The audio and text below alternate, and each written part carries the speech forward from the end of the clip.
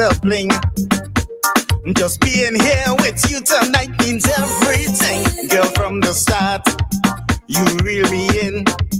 Come be my queen, I will be your king. So come do the things, lock onto me. It's sure to drive me wild. Wherever this ride taking me, I'm rocking it all night. I want your body, I want your body, I want that sexy body next to mine. I want your body, I want your body, I want that sexy body up on me all night. I want your body, I want your body, I want that sexy body next to mine. I want your body, I want your body, I want that sexy Nothing else body. sounds as good as WEFM, the clean, fresh sound. WhatsApp us or call us at 457-9997. Activated Mornings on WEFM 99.9 is on now.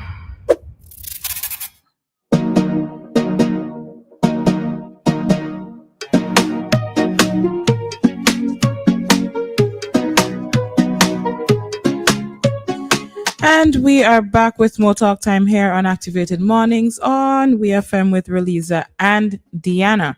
At this time, we usually have a commentary from Kingsley the Freighter. So Kingsley, we are going to give you some time to call if you are going to do so.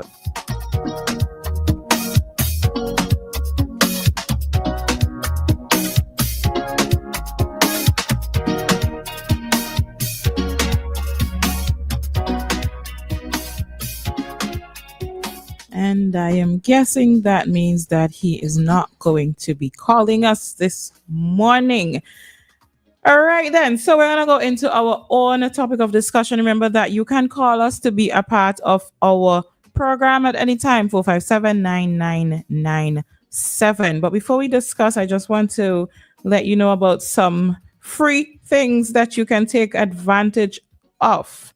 All right, so the Ministry of Education and National Reconciliation will be having a free vehicle detailing course. That's right, free, FREE. You ain't got to pay no money except probably your passage money or gas money to take your vehicle.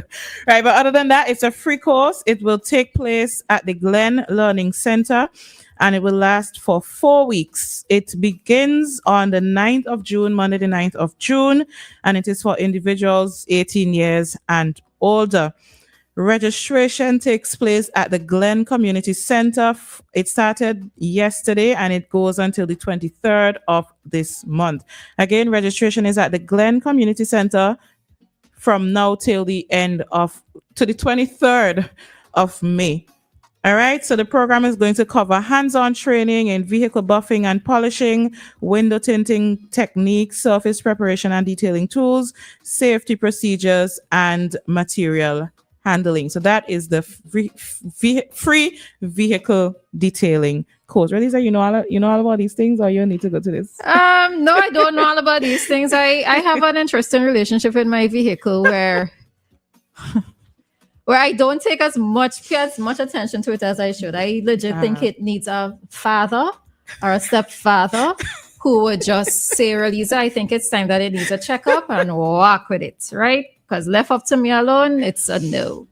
So yeah, I just need my vehicle to get me to town and back, and I'm not like these men out there. Well, you know what? There are some women out there like that too. I just need my vehicle to work properly. So once the engine and everything inside is fine, I couldn't be bothered with everything else. But I will say to go and register and to sign up, because sometimes these are the things, if you can know how to do them yourself, you can be able to save some money. And who knows, maybe the information that you get from it can help you to start a business as well. So true. Once it's free, learning is never goes to waste, right? You might not actually put it into effect for your own personal use, but it never goes to waste. Okay. So yeah. All right then. All right, so we're gonna discuss this topic. I came across something, and we're just coming out of Mother's Day, so this is this topic surrounding Mother's Day, right? So somebody on the internet said that they're a single mother. They have a 10-year-old son. His father left when she was pregnant, And her mother was never exactly happy about her having a child at that young age. She was always kind of passive aggressive about it, but never outright cruel, the person said, until now. So this is what the mother did. So they had been planning a Mother's Day dinner for the person who is speaking, the young woman, let's call her Jane. Jane is planning a Mother's Day dinner for her mother. Right? Of course, as usual, she cleans out, she prepares the food from scratch at that and everything. Her son helped her to do to make cards and flowers and all of these things, right? And her mama came over for the dinner. Now, when they were having the dinner, out of nowhere, the mother just says, you know, if you hadn't had, let's call the son John, if you hadn't had John, I could have retired already. I gave up so much because of your choices. He ruined everything. Now imagine your mom is sitting with you, you're having Mother's Day dinner or lunch or whatever, and she just burst out saying that, and your child is right there. You, your mother, your child, you're right there, and she just says something like that. How would you respond?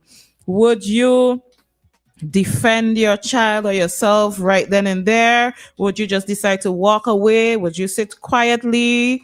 What would you do? So before I say what this person does, Roleza, if it were you, imagine that were you, what would you have done? Well, I think in this scenario, because the mother said something hurtful to the grandchild, and even if it's a thought that she had in her mind all along, you don't say things like this in front of children, right?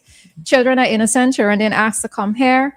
It was the mother's decision to bring the child into the world, and whichever way in which the grandmother played a part or had a role in that child's development, or even in her daughter's life, if she wasn't happy with being in whatever position, she should have stated something before, right? You don't wait for that type of scenario, that type of environment to say something to the child. And I don't see anything wrong with it. I think that way too many times we think that on account of persons being family members mean that we have to accept this and we have to accept that.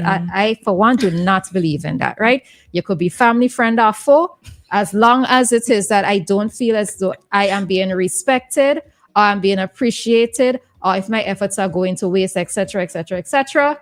Out of my life you go. I really don't care. So if the relationship has ended in this person's, in the context of this family member, it is justified. As long as your actions can actually be justified, and if the person is at fault, then I see nothing wrong with that.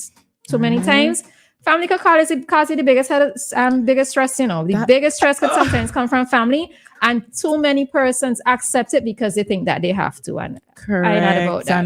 And society would say, oh, it's your family, it's your mother, it's your father. You're supposed to continue to do that. So, well, in this case, the lady, she said in the moment when her mother said what she said, the child froze, right? He just stopped chewing and he just looked down. So she could tell that he was hurt.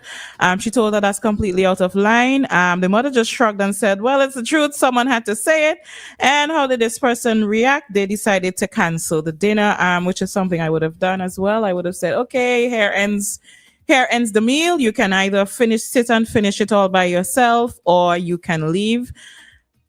Because I agree with Roleza, family should not just be allowed to do anything that they want. They should not be allowed to say anything that they want and get away with it just because they're family. And our parents do this a lot and think that, oh, well, I name mommy, I name daddy, I could do what I want, I could say what I want, I brought you into this world, I took care of you, you have to put up with anything. I like Roleza, I don't stand for those things now that I am an adult. Especially in this case, the child is 10, and you could tell the fact that she said he stopped and he looked down. He's a sensible child at 10, and I feel like if that's something that is going to just replay in his mind over and over, he's probably not going to think, boy, I wonder if this is how mommy feels as well. I mean, it's good that he saw her defend him, right? But at the same time, he could go on thinking, boy, I wonder if this is how he feels, and that could open a whole kind of worms, as simple as it is right there. This child continuing to grow, thinking, boy, I wasn't supposed to be here. Maybe this really was a mistake, and certain actions, the child could start behaving in some strange ways at that. So I agree I agree with her as well for canceling the dinner. Just because you're family, that don't mean you could get away with anything, okay?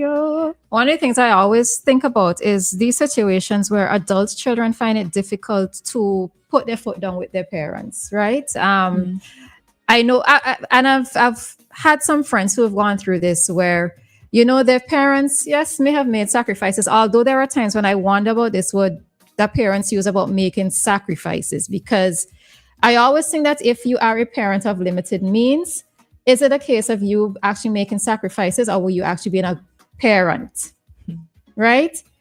Because of the fact that you know that you have parental responsibilities, and you can't come and tell me that you're sacrificing maybe getting a new dress and buying food for the house. That's not sacrificing. That's being a proper parent, right? So there are always times when I hear parents use the word of sacrificing, and there are times when I put question marks over, you know, are you actually sacrificing, or were you actually doing your parental responsibilities?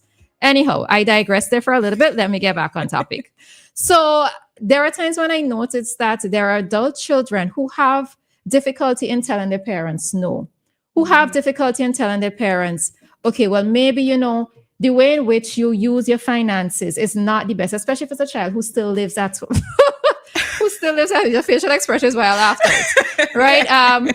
You have an adult child who still lives at home with their parents, and you find that the parent is not necessarily making the best use of their finances. And as a result of that, it puts the entire family on the strain, or it puts the child who is seemingly in a better off position on the strain, right? There are friends who I know who have come back from studies and they've returned home to the family house. And because they're the one who seem to have accomplished, they have the quote unquote big work, everything falls on that child without the parent necessarily trying to step in and trying to assist. You know, there are times when I wonder if parents make long-term plans. You know, if they think that the way in which their life is going to be was always going to be about them and their children, and they don't make plans while they're younger because they're expecting that, okay, so I've provided my child, Lord, let me look at the camera. They provided their child with the education that they needed to have. You know, they've supported them in different ways. And as a result of that, you know, the quote unquote term that parents love to use in society, they've invested in the child. And as the child, you know, gets older, they're looking for the return on those investments, right? All right. Hi, caller. Good morning. Yeah, I want to butt in there a little bit. Oh. With the parents. You know why, like with the education, that after a lady figure she make a mistake, I figure she do something too fast, and she make a child. Instead of regret fully, you was learning and you haven't had to learn, and they open a window for you to go back to school. They could for the education and pick up yourself after in life again. That one part I like about this. Okay. But next part again, you know, what about your parents? Whether educated or whether what? And you have a child, you grow up a child, you catch all the skin with this child, and then everything that the child do, people complain. You never believe it. Once the child say not true, you believe that. How could you? And it looking like it's the majority of mothers. The father maybe compromise and say, well, yes, well, a child wrong and this and that. But the majority of mothers and things, let's take a child into that. Which a child, everybody know a child do it. Sometimes they don't know a child do it. Oh, I think we should handle this thing. I advise you might get to these people. Well, I don't believe in anybody upholding, but I do believe that sometimes there are some parents who are too quick to believe the negatives about their child. Or their child may have, let's say, done something wrong in the past, and they hold it against that child forever and ever. And so the child just kind of living out what this thing, not a stigma, they're living out what was attached to them from the very beginning, right? Right. But I don't believe in parents upholding. I think that they do need to correct. But I also do believe that when you have corrected, don't make it seem like your child would forever be bad. Exactly. Yeah. You know, and you see, I believe children, whether we are poor, discipline have a lot to do, and honesty in a family, or they put it, a family circle. And then we have a better nation. But I know some children, sometimes they shame to tell the parents this, and sometimes the parents shame to ask them that. And these are things that could motivate them if they really, ask the question or talk the truth and this kind of thing. So it's a kind of technical world we're living in, and I believe certain things that bar and petty things that bar us from really make a better person in life. And sometimes it's simple thing. Sometimes I tell maybe if I'm small and a child start an F word and you laugh and you make a big joke out of that and the child goes stronger with the same thing. When it could be brutal that from small and then afterward the child gets out of hand now. And these are little things that people must understand. That one little thing they by just trying to first word, instead of say Papa, you try to put it off like if you try to put it off like if it's a kicks or effort. And you go with that. And that one little thing that could make a child go into a criminal. And I just want to send a message out that you can't just take nothing for granted. You can't joke away with children. And you could get a nice child could turn into a vagabond overnight if you ain't take stock as a parent. All right, man. All right, thank you. All right, so are we going to head out here? You're gonna add? If you wanted to add anything, I don't know. No. I think the caller said something I was going to add on. What way? You were saying something before we took the call. Which one was it? Let's see. Is it about the... Anyways, but maybe we'll come back at another time. But definitely some valuable points were raised here this morning, especially by the listeners. So parents, family members, let's just understand that just because you're family doesn't mean that people have to put up with any and everything that you do, especially to our parents who, we're always calling on to take some accountability for their actions as well. And with that, I think we can end this session right here for this morning. It is 8:01. And this time check came to us by the New Haven Funeral Home. Remember, in just a few minutes, we have foreign policy. Death is a fact of life.